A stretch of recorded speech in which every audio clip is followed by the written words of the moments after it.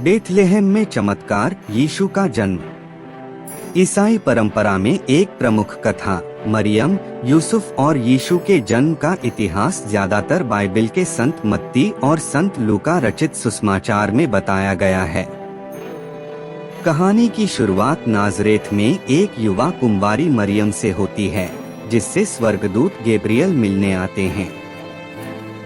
स्वर्गदूत ने उसे सूचित किया कि उसने दैवीय अनुग्रह प्राप्त कर लिया है और पवित्र आत्मा के आशीर्वाद से गर्भवती हो जाएगी। व्यथित कर देने वाला समाचार सुनने के बावजूद मरियम ने दैवीय उद्देश्य को स्वीकार किया और कहा, देखो, मैं प्रभु की दासी हूँ, मुझे अपने वचन के अनुसार होने दो। मरियम की सगाई यूसुफ नाम के एक व्यक्ति से हुई थी। मरियम की गर्भावस्था के बारे में जानकर यूसुफ व्यथित हो गया, क्योंकि वह जानता था कि बच्चा उसका नहीं था। हालांकि एक स्वर्गदूत उसे सपने में दिखाई देता है, उसे आश्वस्त करता है कि मरियम के बच्चे की कल्पना पवित्र आत्मा द्वारा की गई है और उसे मरियम को अपनी पत्नी के रूप में लेना चाहिए। यूसुफ ने स्वर्गदूत की आज्ञा का पालन किया और उनका विवाह हो गया। लगभग उसी समय कैसर ऑगस्टस के एक आदेश के अनुसार सभी को अपने पैतृक गृहनगर में पंजीकरण कराना आवश्यक था। यूसुफ दाऊद के घराने और वंश का होने के कारण जनगणना के लिए मरियम के साथ बेथलेहम की यात्रा को निकला। बेथलेहम दाऊद का शहर है और यहीं पर मसीहा के जन्म की भविष्यवाणी की गई थी। बेथलेहम पहुंचने पर मरियम और यूसुफ ने पाया कि शहर जनगणना के लिए आए अन्य लोगों से भरा हुआ है। एक सराय में रहने की जगह नहीं मिलने पर वे एक साधारण अस्तबल में शरण लेते हैं। इसी विनम्र माहौल में मरियम ने यीशु को जन्म दिया।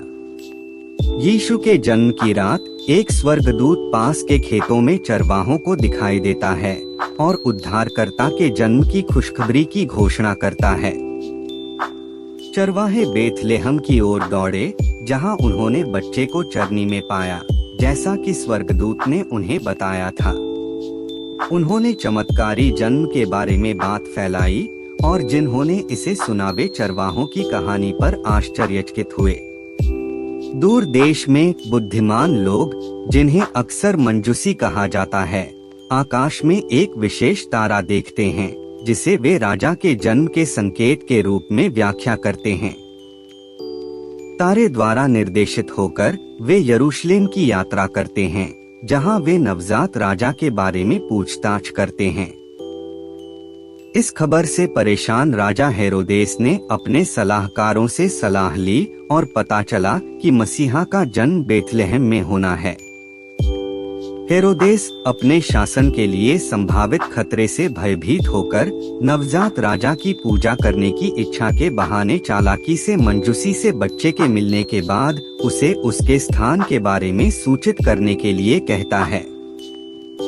मंजूसी तारे का अनुसरण करते हुए अपनी यात्रा तब तक जारी रखते हैं जब तक कि वह उस स्थान पर नहीं रुक जाता जहां यीशु हैं।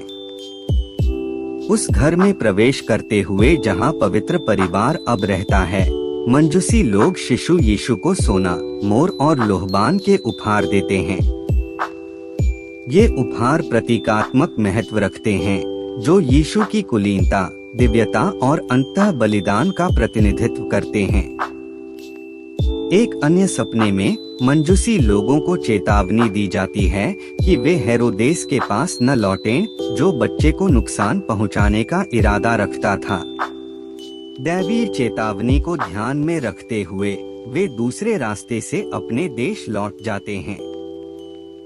इस बीच यूसुफ को सपने में हेरोदेस के क्रोध से बचने के लिए मरियम और यीशु के साथ मिस्र भाग जाने की चेतावनी दी गई। वे हेरोदेस की मृत्यु तक मिस्र में ही रहे। मरियम, यूसुफ और यीशु के जन्म की कहानी दैवीय हस्तक्षेप, विश्वास और प्राचीन भविष्यवाणियों की पूर्ति की कहानी है। यह ईसाई कथा की शुरुआत का प्रतीक है और दुनिया भर में विश्वासियों के दिलों में बहुत महत्व रखता है।